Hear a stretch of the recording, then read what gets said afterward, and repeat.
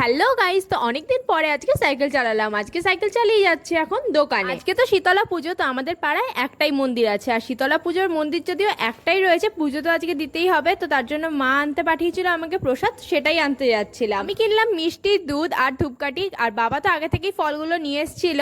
তো মা ডালা সাজালো আর এই ফলগুলো নিয়ে সবাই মিলে গেল প্রসাদ দিতে। আর তাছাড়া তারপরেই দেখলাম যে এই শীতলার মন্দিরে ঠাকুরটা ঢুকছে, তো সেটার ভিডিও করে রেখেছিলাম। বিকালবেলা আমরা গেলাম প্রসাদ আনতে। তোমরাও আমার সঙ্গে মায়ের মুখটা দর্শন করো আর দেখো মন্দিরটা কত সুন্দর করে সাজানো হয়েছে। জানো তো এই মন্দিরটা খুবই জাগ্রত, আর এই ঠাকুরের কাছে যা বলা হয় তাই নাকি পাওয়া যায়, মানে যে যা আজ অব্দি বলেছে সবাই কিছুই পেয়েছে। তো তারপরে দেখো এখানে আমি ছিলাম, আমার সাথে ছিল আমার দিদি, আর আমরা প্রসাদ খাচ্ছিলাম। এই ভিডিওটা আমাকে আমার দিদিই করে দিয়েছে। আর এখানে প্রসাদে ছিল হচ্ছে সাবু, লস্যিটা তো দারুণ ছিল। আর আসার সময় এই ভিডিওটা আমার দিদিই করেছিল, এত সুন্দর লাগছিল ফুলগুলো। তো দেখা হবে নেক্সট মিনি ব্লগে। বিল দেন, বাই।